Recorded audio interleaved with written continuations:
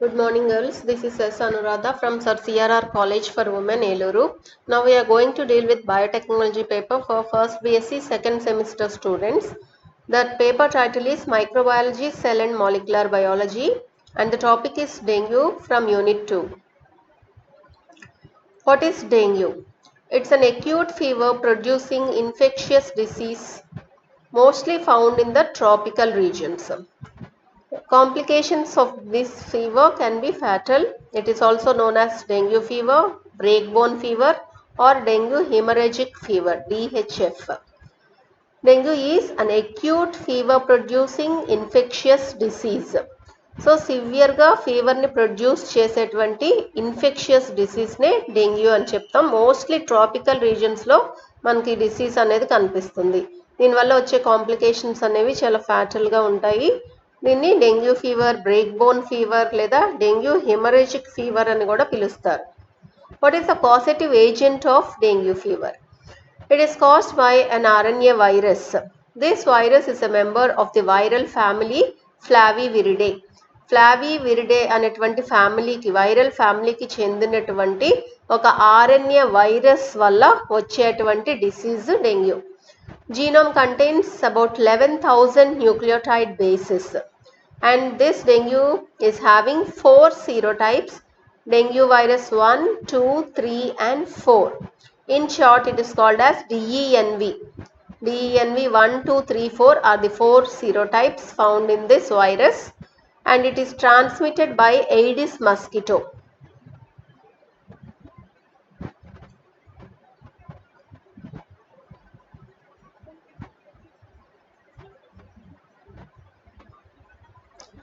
Coming to transmission of dengue, a mosquito is the biological vector. So vector is one which helps in transmission of disease from one person to another person. So ఇక్కడ biological vector అంటే so living vector, living ఒక organism అనేది డిసీజ్ని ఒక person నుంచి ఒక పర్సన్కి transfer చేస్తుంది. So ఇక్కడ బయలాజికల్ వెక్టర్గా యాక్ట్ చేసేటువంటిది ఒక మస్కిటో, దాన్నే మనం ఏడిస్ మస్కిటో అంటాం. This mosquito is the obligate intermediate host for some viruses. So it is an obligate అంటే స్ట్రిక్ట్ ఇంటర్మీడియట్ హోస్ట్ లాగా ఈ మస్కిటో అనేది యాక్ట్ చేస్తుంది ఈ ఫీవర్ యొక్క ట్రాన్స్మిషన్లో. Aedes albopictus, Aedes aegypti are generally associated with the spread of dengue fever. So మెయిన్గా dengue fever స్ప్రెడ్కి help చేసేటువంటి mosquitoes ఏంటంటే Aedes albopictus and Aedes aegypti. Biting around the ankles and knees close to the ground in the daytime is the characteristic symptom of this mosquito. Only female mosquitoes will bite mostly in the daytime. So జనరల్గా నీస్కి అంటే మన మోకాళ్ళకి అట్లాగే ankles మడమల దగ్గర గ్రౌండ్కి క్లోజ్గా ఉండేటువంటి పార్ట్స్లో ఎక్కువగా మనకి మస్కిటోస్ బైట్ చేయటం అనేది కనిపిస్తుంది. అట్లాగే ఫిమేల్ మస్కిటోస్ బైటింగ్ వల్ల మాత్రమే మనకి డెంగ్యూ ఫీవర్ అనేది వస్తుంది, అది కూడా డే టైంలో ఆ మస్కిటోస్ బైట్ చేయటం వల్ల. Characteristics of Aedes mosquito. The one distinct physical feature of this mosquito is black and white stripes on its body and legs. So as we can see in this diagram, the characteristic feature of this mosquito is the presence of black and white అంటే ఇలా zebra like ప్యాటర్న్లో black and white stripes అనేది దాని body మీద అట్లాగే legs మీద కనిపిస్తుంది, అది క్యారెక్టరిస్టిక్ ఫీచర్. అట్లాగే it mostly bites during the day time. అట్లాగే it lays its eggs in clean and stagnant water. So క్లీన్గా ఉన్నటువంటి అట్లాగే నిలవ ఉన్నటువంటి వాటర్లో అది దాని ఎగ్స్ని లే చేస్తుంది. How do Aedes mosquito transmit diseases? So mosquitoes ఇక్కడ బయలాజికల్ వెక్టర్స్ లాగా ఎట్లా యూజ్ అవుతాయి? Mosquito bites and sucks blood containing the virus from an infected person. So first ఒక ఇన్ఫెక్టెడ్ పర్సన్ ఉన్నప్పుడు అతని బ్లడ్ని కనుక మస్కిటో బైట్ చేసినప్పుడు ఆ పర్సన్లో ఉన్న ఇన్ఫెక్టెడ్ పర్సన్లో ఉన్నటువంటి virus it enters in to the mosquito through it's mouth parts. So దాని యొక్క మౌత్ పార్ట్స్ ద్వారా ఆ బ్లడ్ సక్ చేసినప్పుడు ఆ పర్సన్లో ఉన్నటువంటి వైరస్ మస్కిటోలోకి ఎంటర్ అవుతుంది. Again this virus is carried on it's body. So ఈ బాడీ మీద అది వైరస్ని క్యారీ చేసి లేదా తన మౌత్ పార్ట్స్లో కానీ క్యారీ చేసి when the same mosquito bites a healthy person, again the virus will be transmitted from the mosquito into the healthy person. So ఈ విధంగా ఏమవుతుందంటే మస్కిటో అనేది ఇక్కడ ఒక వెక్టార్ లాగా, అంటే ఒకళ్ళ నుంచి ఒకరికి ట్రాన్స్మిట్ అవ్వటానికి హెల్ప్ చేసేటువంటి ఒక వెహికల్ లాగా పనిచేస్తుంది. How do Aedes mosquitoes transmit diseases? So first of all, this mosquito is nothing but mosquitoes. They bite an infected person, and this person, when this mosquito bites the person, the virus enters into the mouth parts, and again when this mosquito or mosquito bites a healthy person, from the mosquito the virus enters into the healthy person. So this healthy person is also, now he also becomes sick and he is affected with dengue fever. What are the common breeding sites of this mosquito? Dengue cases usually increase during the rainy season. The spread of the mosquito is attributed to poor environmental sanitation. So జనరల్గా మనకి rainy సీజన్లో ఈ dengue cases అనేవి ఎక్కువగా కనిపిస్తూ ఉంటాయి. అట్లాగే దేనివల్ల అసలు ఈ డెంగ్యూ అనేది స్ప్రెడ్ అవటం జరుగుతుంది అంటే due to poor environmental conditions. Sanitary conditions పూర్గా ఉన్న ప్లేసెస్లో మనకి డిసీజ్ స్ప్రెడ్ అనేది ఎక్కువగా కనిపిస్తుంది, అంటే హైజీనిక్ కండిషన్స్ లేని కండిషన్స్లో. When it rains, the water gets stored in any place such as discarded tires, broken bottles and even in shoes. So heavy rain వచ్చినప్పుడు వాటర్ అనేది ఎక్కడ పడితే అక్కడ మనకి స్టాగ్నెంట్ అయిపోయి స్టోర్ అవుతూ ఉంటాయి. జనరల్గా డిస్కార్డెడ్ టైర్స్, సో యూస్ చేయనటువంటి వేస్ట్గా పడి ఉన్నటువంటి ఆబ్జెక్ట్స్లో జనరల్గా ఈ రెయిన్ వాటర్ అనేది స్టోర్ అవ్వడం జరుగుతుంది, నిలవ ఉంటుంది rain water. Other examples are soda cans, bird baths, rain gutters, toys, school covers, tree stumps and garbage cans. So ప్రతి చిన్న ఆబ్జెక్ట్ కూడా it acts as a breeding site for mosquito. ఎందుకంటే అక్కడ రైనీ సీజన్లో అన్నీ కూడా తడిచి దాంట్లో నీరు అనేది నిల్వ ఉంటుంది కాబట్టి ప్రతిదీ కూడా it acts as a breeding site. Coming to signs and symptoms of dengue fever. So the main characteristic feature or the main symptom of this fever is high fever up to a temperature of about 105 degrees Fahrenheit. So high fever 40.6 degrees centigrade లేదా 105 వరకు మనకి fever temperature అనేది rise అవుతుంది. A rash over most of your body can subside after a couple of days and then reappear. So చాలా body పార్ట్స్లో మనకి rash అనేది కనిపిస్తుంది. ఒక 2 or 3 days తర్వాత ర్యాష్ అనేది తగ్గిపోతుంది, కొన్నిసార్లు మళ్ళీ కూడా కనిపించవచ్చు. Severe headache, backache or both pain behind your eyes. So జనరల్గా సివియర్ హెడేక్ కనిపిస్తుంది, లేదా సివియర్ బ్యాక్ ఏక్ నడుము నొప్పి వస్తుంది, లేదా రెండు కూడా కనిపించవచ్చు కొంతమందిలో. అట్లాగే ఐస్ వెనక పార్ట్లో అంటే లోపలి భాగంలో ఐస్ కూడా పెయిన్ఫుల్గా లాగినట్టు అనిపిస్తాయి. Severe joint and muscle pain, nausea and vomiting. So దీంట్లో మెయిన్ సిమ్టమ్ ఏంటి అంటే జాయింట్ పెయిన్స్, మజిల్ పెయిన్స్ ఎక్కువగా కనిపించడం మన డెంగ్యూ యొక్క లక్షణం. సో ఎక్కువగా మజిల్ పెయిన్స్, జాయింట్ పెయిన్స్ ఉంటాయి కాబట్టి దీనికి బ్రేక్ బోన్ ఫీవర్ అనేది కూడా పేరు వచ్చింది. అంటే బోన్స్ విరిగిపోయినంత పెయిన్ఫుల్ సిమ్టమ్స్ కనిపిస్తాయి అన్నమాట.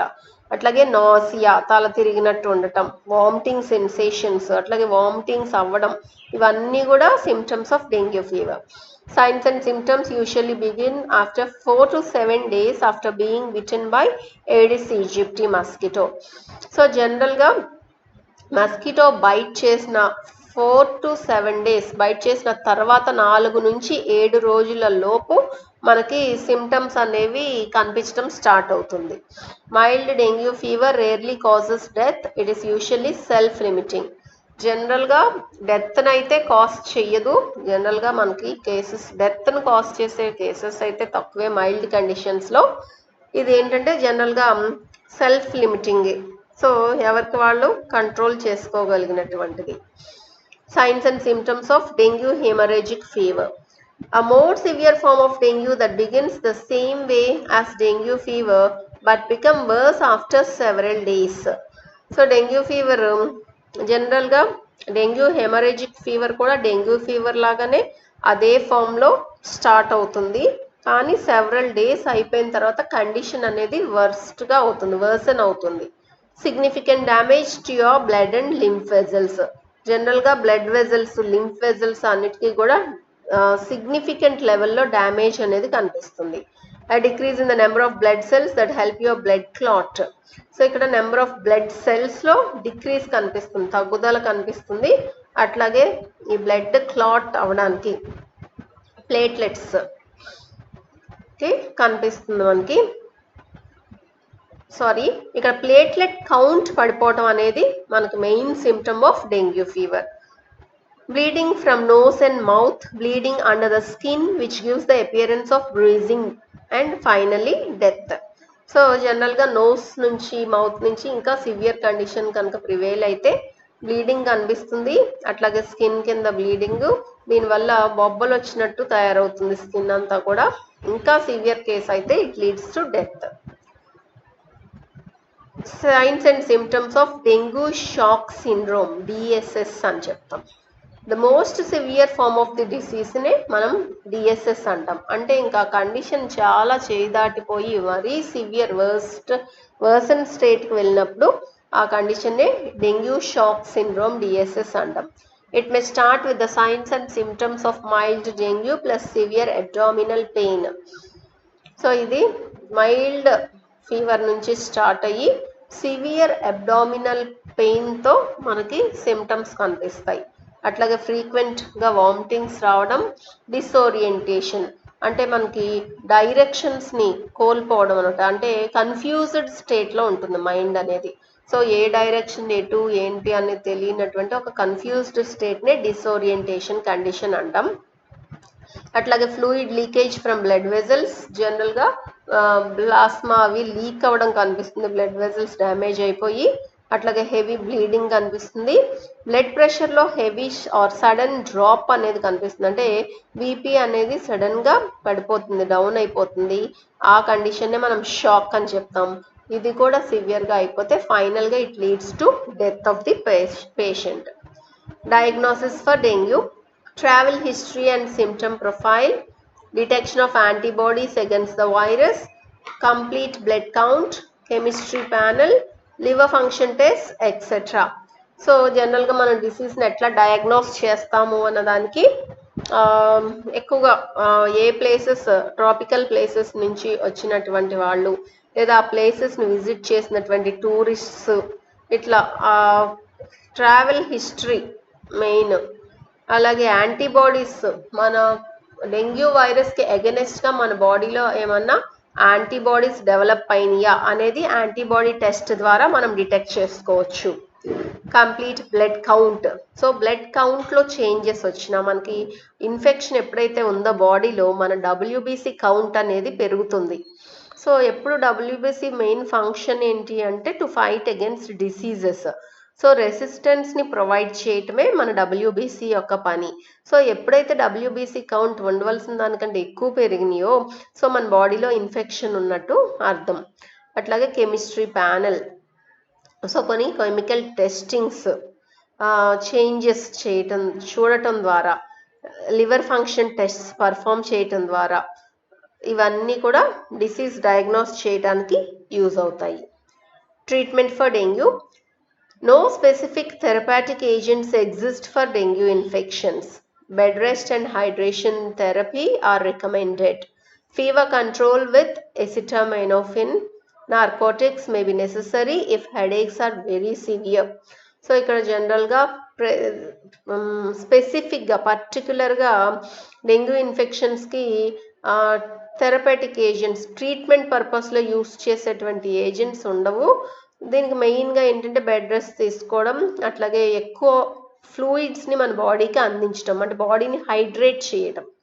ఫీవర్ అనేది కంట్రోల్ చేయొచ్చు బై యూజింగ్ ఎసిటామైనోఫెన్. అట్లాగే నార్కోటిక్స్ యూస్ చేసి హెడేక్స్ని వాటిని తగ్గించుకోవచ్చు.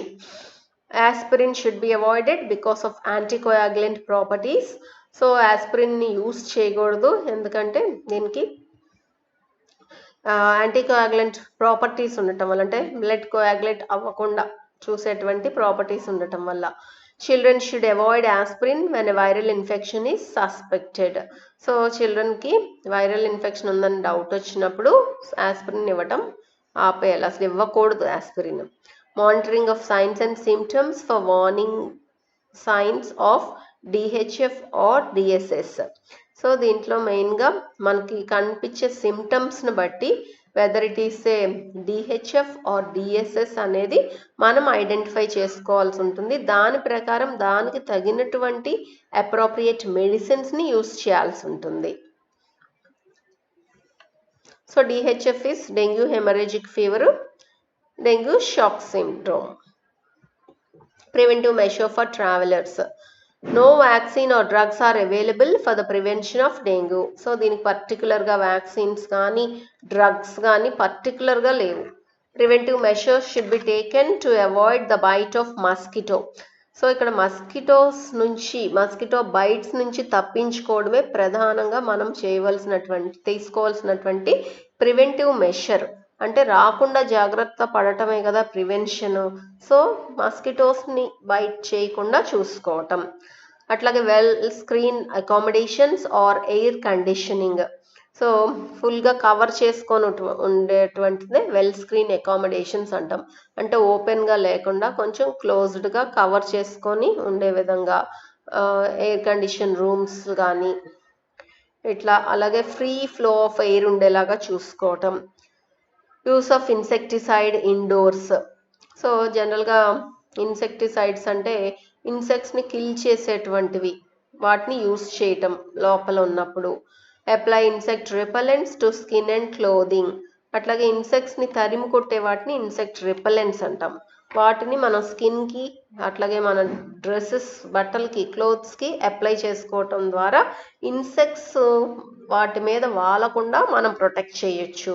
The most effective ones are the ones with DEET. So జనరల్గా DEET ఉండేటువంటి రిపెలెంట్స్ చాలా ఎఫెక్టివ్గా పనిచేస్తాయి.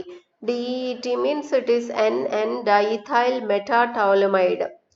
NN diethyl metatoluamide. TOLUAMIDE toluamide. So అంటే జనరల్గా ఇట్లాంటి కెమికల్ ఉన్న రిపెలెంట్స్ని కనుక యూస్ చేస్తే అవి మస్కిటోస్ని మన దగ్గరికి రానివ్వవు. Empty, clean or cover any standing water that can be a mosquito breeding site. జనరల్గా ఖాళీ చేసేయాలి. ఎక్కడైనా నీరు నిలవ ఉన్నట్లయితే వెంటనే వాటిని ఖాళీ చేసేయాలి. ఎప్పుడు కూడా నీరు నిలవ పెట్టకూడదు, లేదా ఆ వాటర్ని కవర్ చేయాలి. సో నిలవ ఉన్నటువంటి వాటర్ని కవర్ చేసినట్లయితే మస్కిటోస్ బ్రీడింగ్ సైట్స్ అవ్వకుండా ఆ వాటర్ని మనం ప్రొటెక్ట్ చేయొచ్చు. ఎందుకంటే నిల్వ ఉన్న వాటర్లోనే ఎక్కువగా మస్కిటోస్ ఎగ్స్ లే చేయటం అనేది జరుగుతుంది కాబట్టి. Final word of advice for travellers. The times of higher risk of being bitten by the female mosquito is 2 to 3 hours after daybreak and 3 to 4 hours before nightfall. So జనరల్గా మనకి mosquito bite యొక్క risk ఎప్పుడు ఎక్కువగా ఉంటుంది అంటే day break తర్వాత 2 నుంచి 3 hours, అట్లాగే నైట్ అవ్వడానికి 3 to 4 hours ముందు. జనరల్గా ఆ టైంలో మనకి అంటే ఆల్మోస్ట్ అంటే కంప్లీట్ నైట్ టైం కాకుండా కొంచెం డే లైట్ ఉన్న కండిషన్స్లో మస్కిటో బైట్ చేయటం అనేది it's very very dangerous. The mosquito can feed indoors as well as outdoors. Precautions as mentioned before should be taken especially at peak biting activity time. So ఎప్పుడైతే ఎక్కువగా దోమలు కుట్టే time ఉంటుందో ఆ టైంలో మనం మస్కిటో బైట్ నుంచి ప్రివెంట్ చేసుకోవడమే ఒక best advice for preventing dengue virus. So this is about structure and characteristic features of dengue virus. Thank you.